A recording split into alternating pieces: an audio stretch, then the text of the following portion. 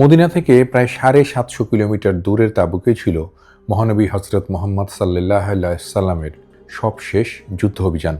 এতে অংশ নেন ৩০,০০০ সেনা, যা মুসলিম বাহিনীর সবচেয়ে বড় সমাবেশ ছিল তখন। সিরিয়া সীমান্তের এই এলাকাটি ছিল বাইজেন্টাইনের আক্রমণের পথ। তারা মুসলিমদের আক্রমণ করতে আসছে এমন খবর পেয়েই তপ্ত মরুভূমি পাহাড়ি পথ দিয়ে তাবুকে রওনা হয়েছিলেন প্রিয় নবী।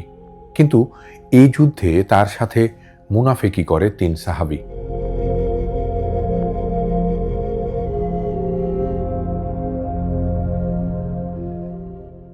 যুদ্ধ থেকে নানা অজুহাতে সরে যাওয়া সাহাবী কাব ইবনে মালিক, হিলাল ইবনে উমাইয়া এবং মুরাবা ইবনে রবিকে সামাজিক ও পরিকল্পিতভাবে বয়কট করার নির্দেশ দেন মহানবী হজরত মুহাম্মদ সাল্লাল্লাহু আলাইহি সাল্লাম।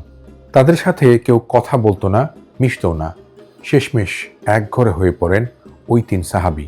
পরিস্থিতি এমন দাঁড়ায় যে তওবা করে তারা আল্লাহর পথে ফিরে আসতে বাধ্য হন এবং কঠিন তওবা করেন, আর তা কবুল করেন আল্লাহ তাআলা।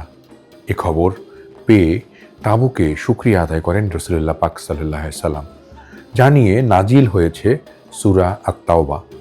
তাবুকের ওই জায়গাটিতেই পরে হয় তাওবা মসজিদ।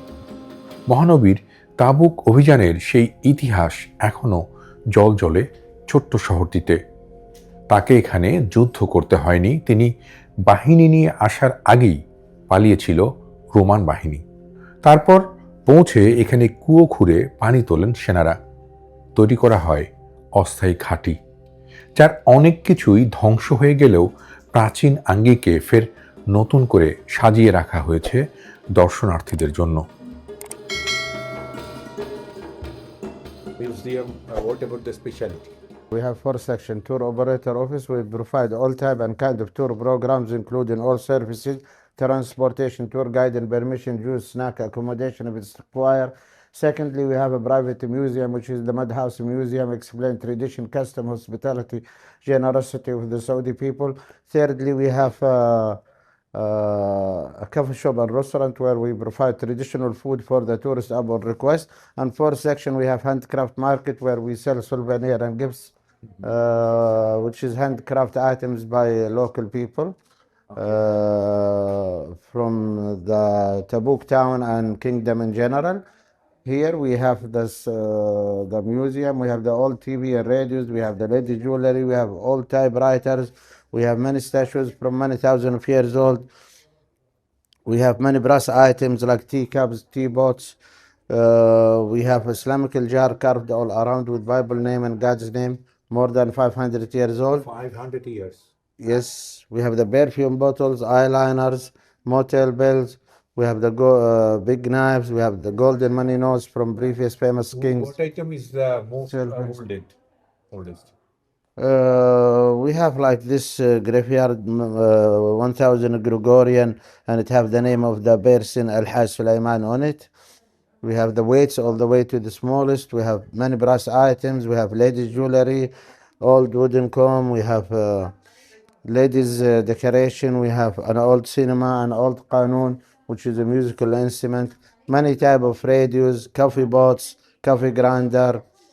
We have gadah, what we call gadah. We have sa' al-nabi, which is the prophet measure from the prophet time, and the one sa' is like 1 kilo. Sound, very nice sound.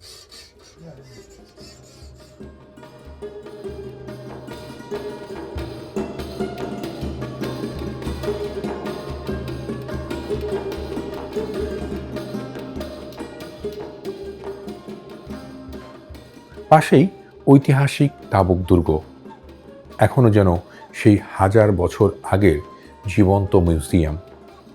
প্রতীকী হিসেবে মুসলিমদের সেই সময়কার গর্ব, গৌরব আর সংস্কৃতির সবই সাজিয়ে রাখা হয়েছে সুন্দর করে। দুর্গের বিভিন্ন কামরা ঘুরলে আপনি যুদ্ধের সরঞ্জাম, শোবার ব্যবস্থা, রান্নার আয়োজন, অবসর, ইবাদত সবই দেখতে পাবেন সেখানে। মজার ব্যাপার হচ্ছে এই দুর্গ এখন এমনভাবে সংরক্ষণ করা হচ্ছে যে এর ভিতর চাইলে আপনি আরবীয় খাবার, পোশাক, যুদ্ধ সরঞ্জাম সব কিছু ব্যবহারও করতে পারবেন, কিন্তু সেজন্য পরিশোধ করতে হবে নির্ধারিত ফি। রাসূল পাক সাল্লাল্লাহু আলাইহি সাল্লামের সেই সময়কার যে ইসলাম প্রচারের যুদ্ধ কিংবা ইসলাম রক্ষার যে যুদ্ধ তার অন্যতম একটি কেন্দ্র হিসেবে বিবেচনা করা হয় এই তাবুককে। আর তাবুক শহরে আজকে এখন পর্যন্ত টিকে থাকা সেই সময়ের ঐতিহ্যবাহী স্থাপনার একটি হচ্ছে এই মিউজিয়ামটি। এখান থেকে যুদ্ধ কৌশল বিবেচনা করতেন আমাদের প্রিয় নবী এবং তার সাহাবা বা সৈন্যদল নানা কৌশল নির্ধারণ করতেন এই দুর্গ থেকে। সে কারণেই এখানে তাবুক সরকারের পক্ষ থেকে যে স্থাপনাটি সুরক্ষিত রাখা হয়েছে তা এখনও সাধারণ দর্শনার্থীদের জন্য সেভাবে উন্মুক্ত করা হয়নি। আমরা আজকে যে এখানকার স্থানীয় আরবীয় নাগরিক আবু আলীর সাথে এই মিউজিয়াম ঘুরে দেখলাম, তিনি বিশেষ ব্যবস্থা করে এই মিউজিয়ামটি আমাদের দেখার ব্যবস্থা করে দিয়েছিলেন। তো বাংলাদেশের যারা দেখছেন তারা সবাই আবু আলীর জন্য দোয়া করবেন এবং একই সাথে তাদেরকে মানে যারা এই ব্যবস্থাটি করেছেন তাদেরকে ধন্যবাদ জানাতে চাই যে আমাদের দর্শকদের জন্য আজকে আমাদের প্রিয় নবীর তার স্মৃতিবিজড়িত এই জায়গাটি সবার জন্য দেখানোর সুযোগ পেলাম।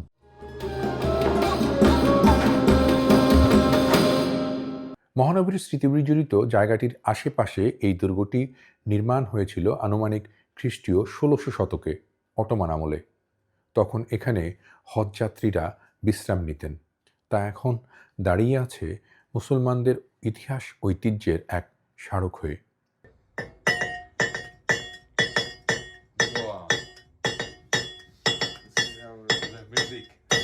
Just like a music.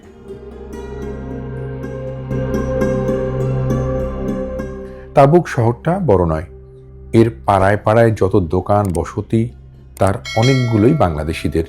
এই যে তাবুক দুর্গ বা মহানবীর স্মৃতিময় জায়গাটি তা কিন্তু আগে ছিল ওল্ড টাউন। তখন এর চারপাশ ঘিরে ছিল বাজার।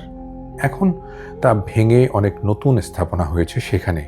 পাশাপাশি হয়েছে বেশ কিছু মার্কেট ও দোকান, তাতেও আছেন বাংলাদেশিরা।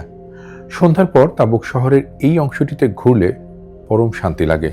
কেমন যেন একটি পরিবেশ মনে হয় সেই 1000 বছর আগের কোনো আরবীয় গ্রামে চলে গেছি।